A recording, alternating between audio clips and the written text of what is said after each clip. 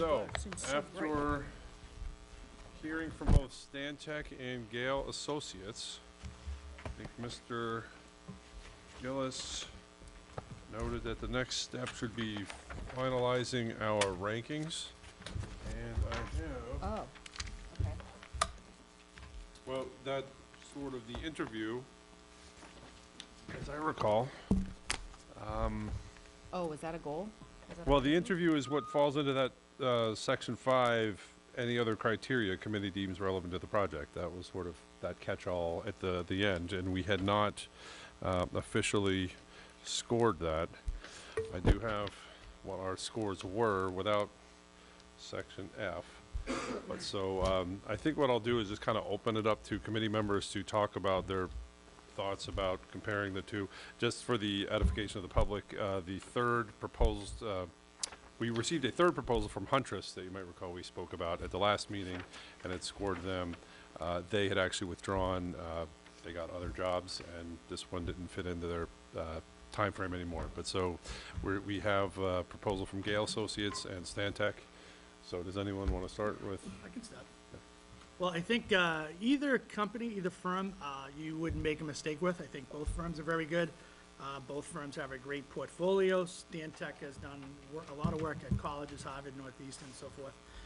Gale obviously has done a ton of work with public schools. I think the things that kind of separate, I think, Gale just a tad from Stantec is the fact that they had a good answer on the MCPPO. They all have MCPPO certification, which that's huge on a public project because you have to be certified and know about the procurement laws, Chapter 30B. So I think that's a big part. And I think the other thing is that they're local. I like the fact that the one gentleman actually lives in Hull. Bill was a very nice guy. He seemed like a real, on top of things. And he's basically going to dedicate his time to this project. And he's already given us some free time as far as evaluating. And then thirdly, I would say, I'm out of both firms, I'm very much familiar with Gale. When I worked here in Hull, I worked with Gale on the roof here. They did some imaging of the roof. I've also worked with Gale on commissioning projects in Easton on 2 roof projects. So they're a very good firm. They're held in high regard. So I would actually, I don't know, I won't make a motion right now, but I think Gale certainly, just a little bit. It's Stantec, they're very good, but I think I would go with Gale. Okay. I lean towards Gale also. The number one thing that I really liked about them, they understand the marine environment.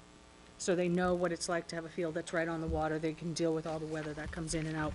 So I know that they have what it takes to give us the best advice and put in the best product for us. I thought they were very, very polished. I like the fact that they have all the degrees that they have, the environmental science. I just think those are all very important things for our particular need. So I lean towards Gale. Okay. Kelly can go. I thought they were both interview. I'm glad we did it. I think it was just overall educational, just learning a lot. I thought it was interesting that Stantec talked about the abrasiveness and just impact and the, what was it called, the padding, on the padding. I thought that was really just good information to have, where I didn't really hear that piece from Gale. And I think that they had a lot of great stuff, and I know they do fabulous projects. I just thought that piece was interesting in terms of understanding which sport or 2.5 inches standard. I don't know, I just think they're both great companies. I think either one we go with will be great. I kind of am leaning towards Stantec just because I felt like they talked about abrasiveness and kind of more about the player and the different sports and just their different materials. And I don't know, I felt like it was very similar, but there was something about Stantec that just seemed to resonate more. Okay. I feel that Gale would probably be a better fit for us. I sort of thought that Stantec, when we did the 3 firms, it felt like Huntress was sort of North Shore, Stantec was like the big Boston firm, and Gale is sort of the South Shore firm that's going to give us the attention that I think that we would need and want. And, I concur with all of David's points that he brought up. I think that that personal touch came through more from them. As far as being involved, understanding it, knowing it, and wanting to get it done, for the benefit of it. So my preference would be to go with Gale. Okay. I liked both candidates, quite frankly, and I am also very glad that we went through this process and have them make these presentations and answer all these questions on camera. And I think what I really want to get out of this whole design process is, as I've been saying, get all of these questions answered that everyone in town has besides us about, all sorts of these issues. And I thought both of them actually did a great job of drawing out all. I learned all kinds of things just from this and understanding, I never pretend to be an expert in this, but I was impressed with both of them in terms of their very deep understanding in terms of what the issues are with designing these facilities. I probably lean a little towards Gale as well. I particularly liked their emphasis on they've done about the same number of synthetic fields as they have grass fields, and he kept emphasizing that they are sports fields consultants, not synthetic turf consultants or grass consultants. I thought Bill was really speaking to exactly what I was wanting in terms of sort of this beginning process of figuring out sort of that cost benefit of what is it, doing it in a very thoughtful way of figuring out what really our needs are and it's assigning cost to that. One thing, in terms of Gale, though, which it's probably the same both ways, his answer to my question number 4 about sort of trying to balance getting information now with waiting until we get the final approval. Bill was very clear, this is sort of an all or nothing at this point if we really want to get something built in 2016. And that's one thing that, they have this detailed construction time frame. It's already a little compressed where you have the bidding and the permitting overlapping somewhat. So there's sort of room for, or there's definitely possibility right there of not staying on schedule just due to things beyond anyone's control, which kind of brings me to it is a difficult idea to sort of go full bore at this point without knowing whether we have full bond approval or not. But in terms of the two groups, I really liked both, but I liked Gale a little bit more. And also the fact that kind of everybody was in-house, I thought was also another sort of advantage of And that. I agree with that. When we did the RFPs, that was one thing. A lot of the Stantec subs are subbed out, Right. which they showed sort of in their flow chart in the RFP. So I think, having talked about it a little bit, if we want to each give sort of our score for each of the firms in terms of the F, I think I know, I just hate the the 3 or process. the 5, though. I think it was close. I mean, I think Stantec, they Wish weren't, it was I mean, like they a weren't that 4. far away. Yeah. I could give them more than that. That's what I'm saying. I feel like a 3 does them a disservice, and I wouldn't want them to feel because the 3 was like, You average. can give them both a 5. I know. They have a score already. I mean, Okay. it's sort of the top of the 9th inning. Okay, We sort of okay. already All have right, a all right, score, all right, but all it's right, not fine. all in the book yet. Okay, So, does everyone agree with that process? sure. Okay, so I will start with David. Well, first, just alphabetical. So, wait, you're keeping track, okay. I'm gonna give Gale a 5, and I'm gonna give Stantec, going off the chart, the 4. So they can Okay. do that, right? Sure. I'm gonna give Gale a 5 and Stantec a 4. Okay. I will give, I will give Gale a 5 and Stantec a 4 as well. Which, for the record, is the only non-5 I gave anybody. But, Marianne, I'll give Gale a 5 and Stantec a 4.87. I'll give Stantec a 5, and I'll give Gale a 5. okay. Well, at that point, Gale had a 10-point lead going into this, and I think they come out as our top scorer without knowing what the actual number is. Right. They're going to be our number 1 score. So it's my understanding that sort of the, 25 plus 127, 121. but we had a 4.87. Oh, yeah. Add 25 and add 19.87. Can I ask a question? Certainly. And for all of you who've been through this process before, and maybe David, you can speak to this. If we kind of said Gale's our number 1, and now Gale is kind of like all or nothing, and that seems to still be up on the table for us as a group or I'm not sure, like, what happens next, I guess, is the question I have. I think the all or nothing wasn't so much that we can't go forward with less than all. It was just that they were clear, and I think honestly, Stan Tech would be the same way. He didn't put it quite as bluntly, but he was like, we need to know this as soon as possible to start going forward in terms of making a 2016 construction schedule, in terms of getting things ready by the first of next school year so that, all those fall sports would be playing on that field. We need to move fairly quickly. Whether that's what we want to do is sort of a different question, but that was a sort of how the timing works out. Excuse me, Eric, it was 25 and 21.87. 21.87. For Gale is 87. 146, the total for Stan Tech is 132.87. Okay, all right, so now we have the Back in official history. ranking. Now we want to open up So now the cost proposals. we price open up proposals. both or just Gale's? We can open We both. do both. Okay, I say both. I guess that's what we will do. This is like, has this been Like- the auditors for, I feel like we're at Here the you go, Oscars. Drum roll, please. Yeah, it's the Oscars or Deal or No Deal. Yeah. Or We could all be changing our minds soon. That's right, yeah. there is definitely an element of that. Well, because Said these it was bids, I significant. believe, Matt, could you just talk about how you think these bids are gonna look? Are they gonna be staged? Because, Gail talked about 20 to 25 to get us to a certain point and then 30, so do you think that's gonna be outlined in this? I believe the bids will be tiered into phases or tasks that will explain how much it is for each phase. And though they may not be complete apples to apples, to the penny and the number of hours that they're estimating per task, in general, the group will get there. As you saw from Gail's kind of schedule, if there was 100 tasks Right. broken out, Gale's first 20 could be the same as Stan Tech's first 18 or their first 22. But in general, for the whole project, we want to make sure that they're proposing that it's under what we posted is $100,000, not to exceed for the total design fee, which includes construction oversight.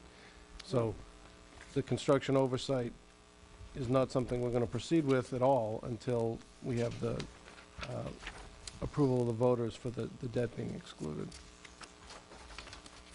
Okay. Gail happened to, put an original and a bunch of copies Give in. the original to Maggie. Okay. Thanks. So you all have the one for Gail.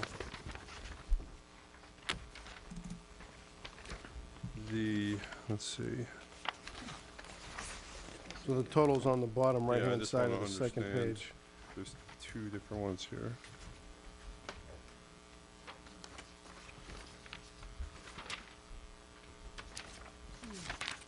Oh, they've broken it down into fee proposals. The first one is a fee proposal for a synthetic turf field and walking track.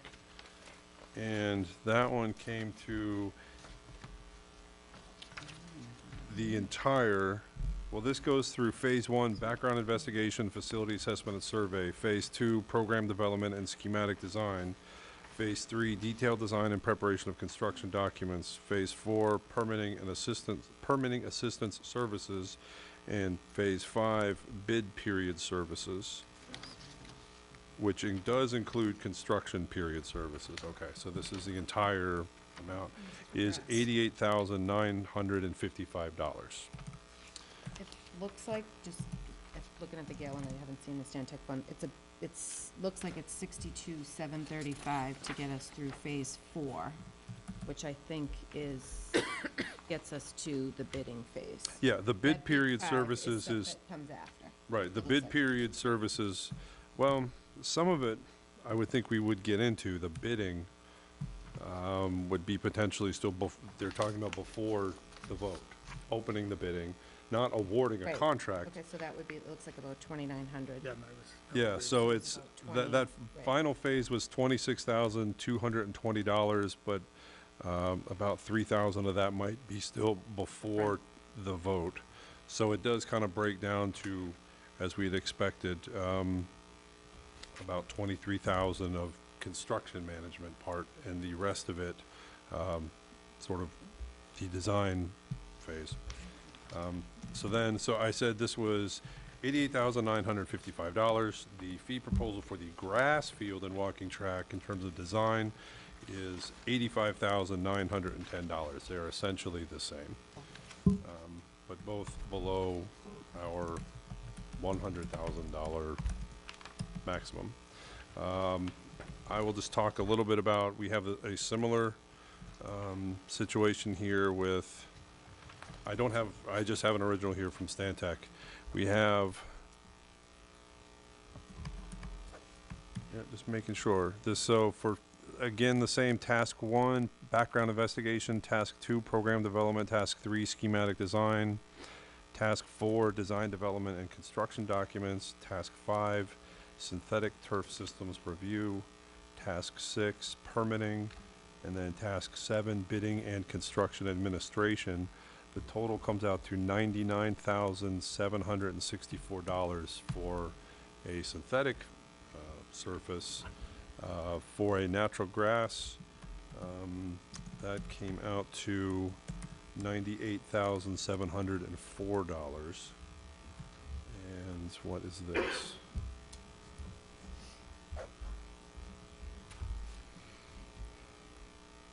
And there's also, oh, they also have a rough estimate of how much, I guess, the construction, sort of the construction portion of a natural grass athletic field renovation would be. They have a total opinion of probable costs as $1,119,272 for the construction part of a natural grass surface. They don't have a similar number here for a synthetic surface. And that would, So 1.1 for grass? 1.119272 for construction of grass. Okay. That is what I have. So the first place ranked firm is cheaper by about $10,000. That never works So that good. way. Yeah. So that's, it They're seems- cheaper and they're the firm we pick, so it's a seems win-win. to work Yep, out, right? yep. So at this point, does it take a vote to sort of move forward with contract negotiation with Gale? I'll make a motion to enter into contract negotiations for Gale Associates to design the turf, whether it's synthetic or grass turf at Hull High School. Is that good enough? I'll second the discussion, just to, Okay. Yeah. So I have yeah, a- no, Yeah, I okay. agree. I'm just. Well, so yeah, we- I'm not just gonna Yeah, move yeah, right to a vote. Excuse me, sorry. Well, that's why, I didn't know Yeah. if we should. Well, we have a second, so, yeah, okay. So, yes, absolutely, we're- discussion. Yep, can I just, now the discussion. I'm just wondering, so if we all say yes, what happens next in the process?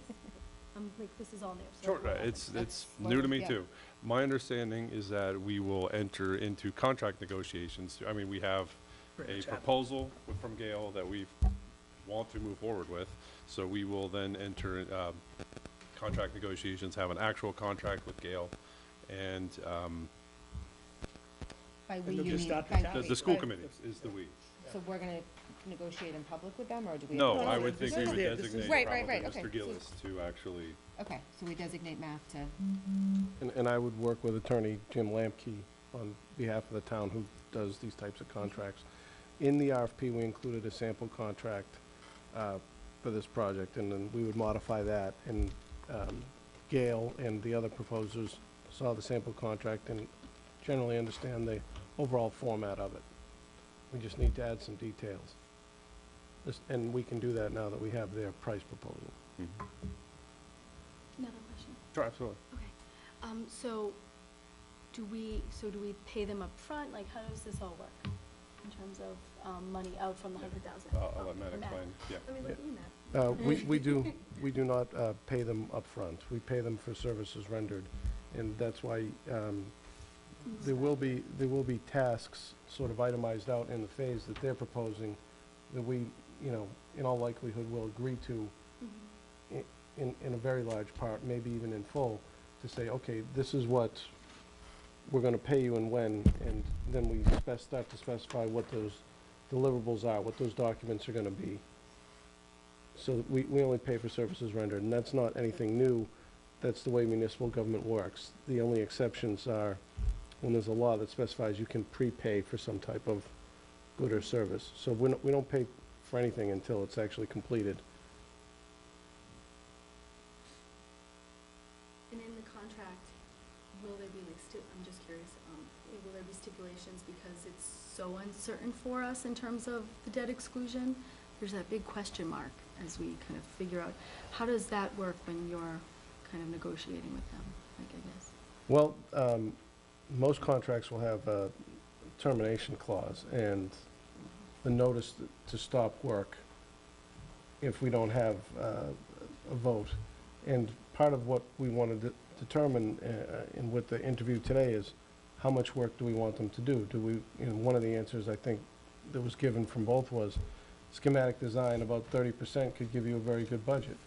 Do you want to have 30% of the project complete, or do you want to have more than that, or do you want to have it all the way up to bidding so you have a bid known number when you go to town meeting?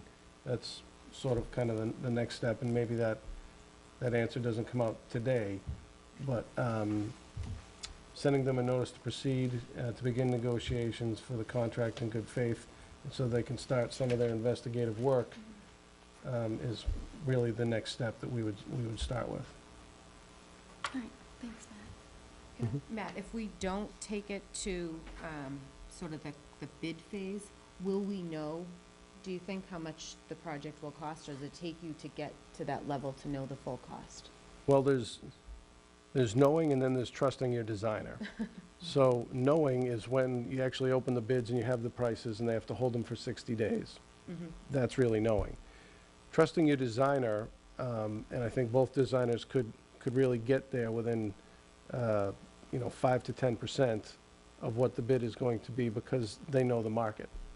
They're both in the field. I mean, Gale is in the field specifically, and they can tell you who the players are, how many jobs they have, and that's why both of them were pretty firm about saying we really want to bid this somewhere between January and March, because putting it out to bid later is kind of like,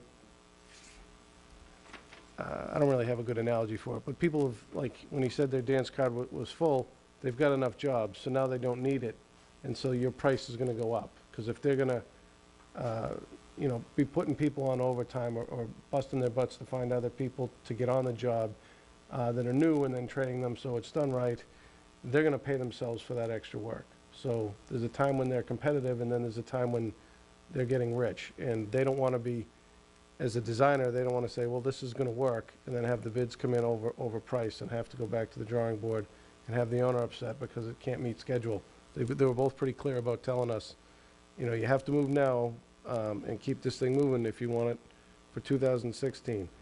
I'm not saying that we do want it for sure in 2016, but you need to listen to them when they say, I need an answer from you so we can continue to move forward, because if we drag our feet, it's not going to work out for summer 16 schedule. But maybe that isn't what the committee wants, or the community per se. It's just, as Bill said, the option and the opportunity to proceed, if you want to keep that in mind. So It doesn't look like, and I've never been through this before either, but the schematic phase doesn't look like it takes the permitting into consideration, so. it would only have started the permitting. The one thing the designers pointed out, and I'm not 100% on, but I'm really pretty confident on, is that there's a time limit when you have to get an answer from the Conservation Commission to when they put in their request. So if it's a 60-day period, it's not like the Conservation Committee is going to take every application that comes into them and start a 60-day clock and then get out a notice on 60 days. Their meeting is when their meeting is. And so you might get an answer at day 45 or day 54 or day 60. It depends on, their schedule and how much information they have, and confidence in the site and things of that nature. So there's a lot of variables there, but their schedule reflects the legal requirement.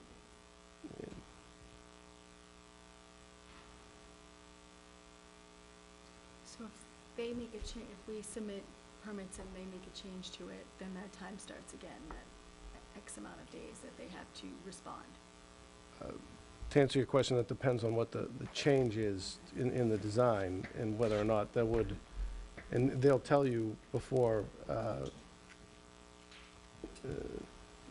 before proceeding that we would have to go back before the Conservation Commission because of the scope of the change is something that they didn't approve.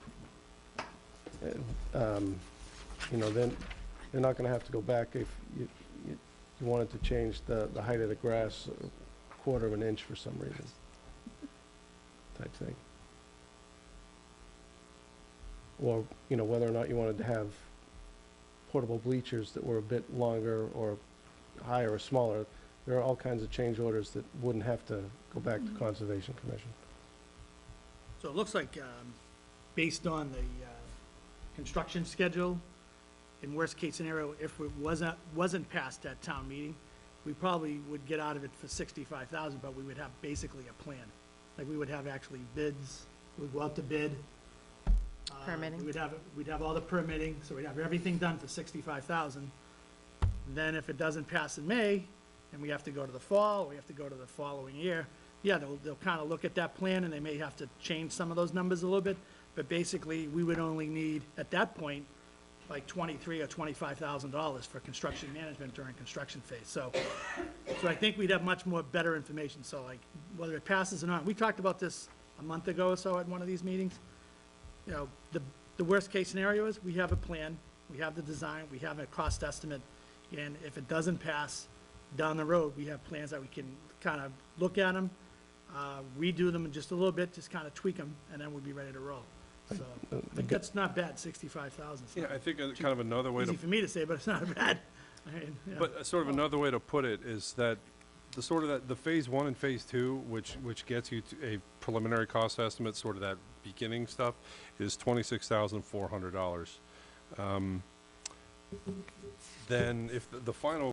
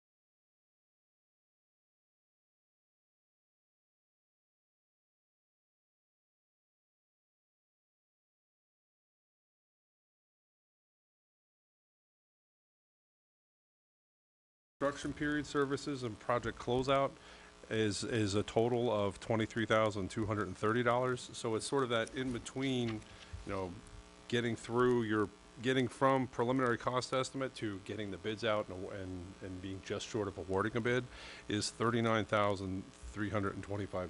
So that's sort of what we're talking about. So that everybody's comfortable, I think, with getting at least that preliminary information, and then sort of what's the difference to get from preliminary information to getting hard bids that you could potentially take to town meeting, take to, inform everyone for a debt exclusion vote, and being able to have this completed in time for fall sports. Sort of what you're really talking about is that difference of that $39,000.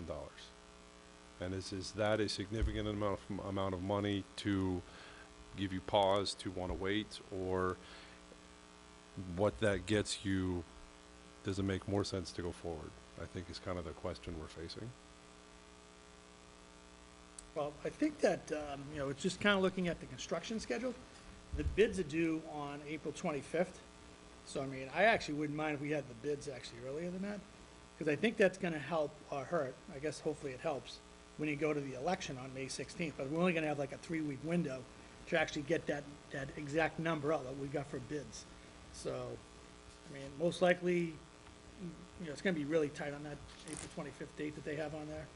But I think that if we had a solid number going into the election, or into the May vote, I think that's gonna either, you know, people can make a better decision.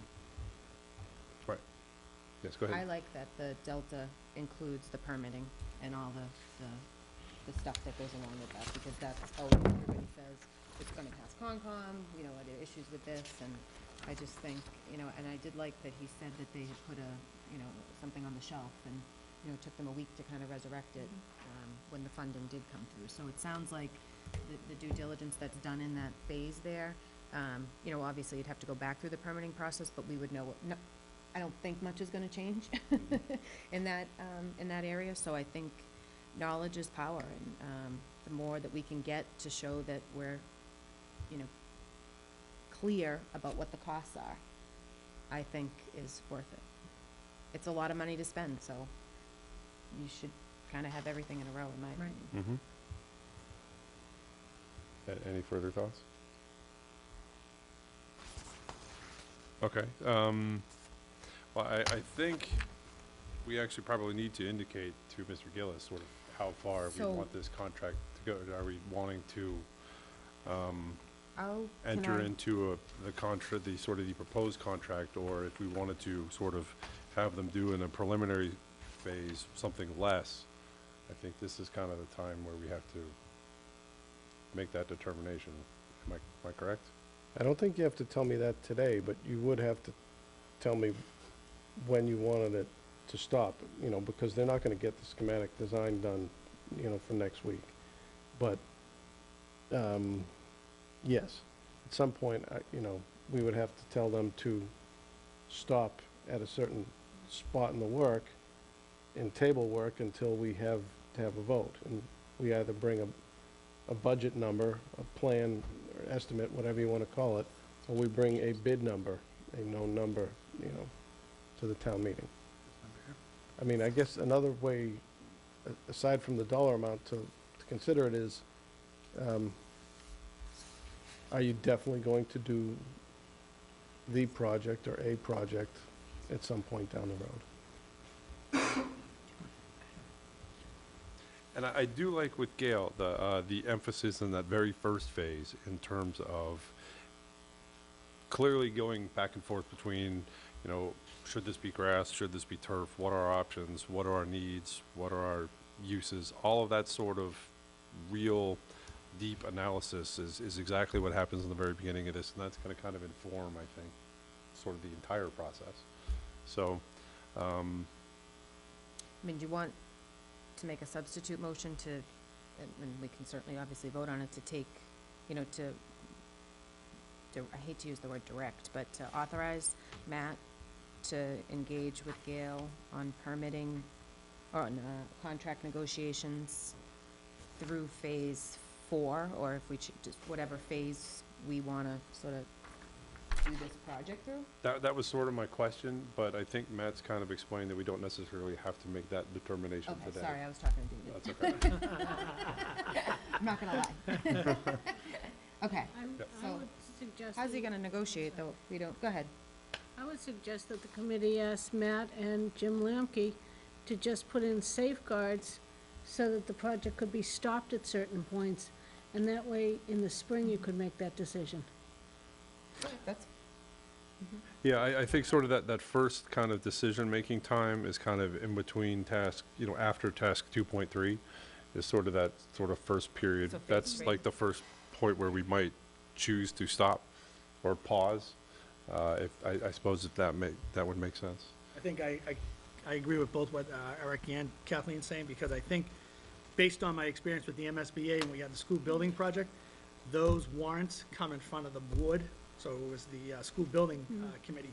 They would approve those warrants, so I would suspect that as we get done with these phases, Matt or whoever's in his position would bring those warrant articles to us, and then we could approve it. Then at that meeting, we could say, okay, let's continue on to the next phase. So I think that might be a good way to do As it. long as there's a way for the committee to halt the work when you deem fit at various points throughout the project. Yeah, go ahead. I think you'd be well served that way.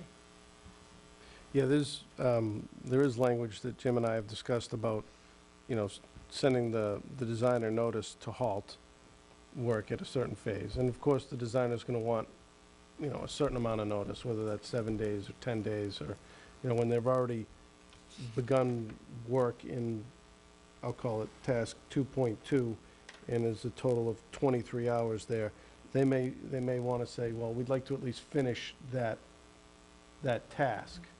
And, at some point, when you're negotiating with someone, and you want it to have a trusting relationship, that you reach an accord with how much time is enough to stop where you're at, not, it stops immediately because I sent the letter.